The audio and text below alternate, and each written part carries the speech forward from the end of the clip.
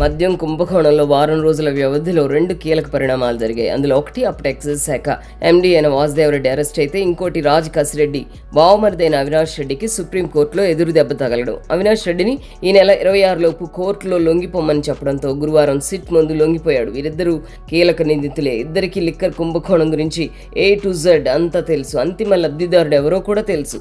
వాళ్ళు నోరు విప్పితే జగన్ కు తిప్పలు తప్పవు. మద్యం పాలసీ రూపకల్పనలో వాసుదేవరెడ్డి కీలక వ్యక్తి. ముడుపులు ఎంత కలెక్ట్ చేయాలి, ఎలా కలెక్ట్ చేయాలనే రోడ్ మ్యాప్ వేసిన 3 వ్యక్తుల్లో వాసుదేవరెడ్డి ఒకడు. మిగతా ఇద్దరు విజయసాయిరెడ్డి, మిథున్ రెడ్డి. అయితే విజయసాయిరెడ్డి లాగా వాసుదేవరెడ్డి కూడా జగన్ భక్తుడే అంటారు. ఎక్కడో నార్త్ లో పనిచేస్తున్న వాసుదేవరెడ్డిని జగన్ ఏరి కోరి తెచ్చుకున్నాడు. కీలకమైన శాఖను అప్పగించాడు. జగన్మోహన్ రెడ్డికి అధికారం పోగానే సాయిరెడ్డి తెలివిగా అప్రూవర్ వంకతో అరెస్ట్ నుంచి తప్పించుకున్నాడు. విజయసాయిరెడ్డి అప్రూవర్ గా లిక్కర్ కుంభకోణం గురించి అంతా చెప్పలేదు. అంతా చెప్పుంటే జగన్మోహన్ రెడ్డి ఇప్పటికే జైల్లో ఉండేవాడు. సాయిరెడ్డి జగన్ గురించి తప్ప అందరి గురించి చెప్పాడు. అంతిమ లబ్ధిదారుడైన జగన్ గురించి సాయిరెడ్డి చెప్పకపోతే సిట్ ఎలా ఒప్పుకుందో తెలియదు.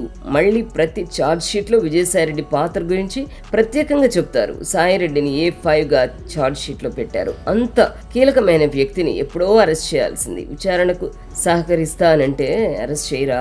మరి వాసుదేవరెడ్డి కూడా అప్రూవర్ గా మారతా అని కోర్టులో పిటిషన్ వేశాడుగా. మరి ఇన్ని నెలల తర్వాత ఎందుకు అరెస్ట్ చేశారో సిట్ వాళ్లే చెప్పాలి. చెప్పాలంటే వాసుదేవరెడ్డి, విజయసాయిరెడ్డిలు ముందే అరెస్ట్ అవ్వాలి. అప్రూవర్ డ్రామా ఆడి ఇంతకాలం నెట్టుకొచ్చారు. విజయసాయిరెడ్డి తెలివైన వాడు కాబట్టి ఇంకా ఆయన అప్రూవర్ డ్రామా కంటిన్యూ అవుతోంది. కానీ వాసుదేవరెడ్డికి మాత్రం సిట్ వాళ్ళతో ఎక్కడో చెడింది. ఇప్పుడు జైల్లో ఊచలు లెక్క పెడుతున్నాడు. వాసుదేవరెడ్డి అయినా జగన్ గురించి చెప్తాడో లేదో మనకు తెలియదు. ప్రారంభం నుంచి అన్ని తామే చేసిన విజయసాయిరెడ్డి, వాసుదేవరెడ్డిలు జగన్ బాగోతం బయట పెట్టకపోతే జగన్ మద్యం కుంభకోణం నుంచి తప్పించుకున్నట్టే. ఒకవేళ అదే జరిగితే దేశంలోనే అతి పెద్ద మద్యం కుంభకోణంగా పేరుగాంచిన దీని నుంచి జగన్ జారుకున్నట్టే.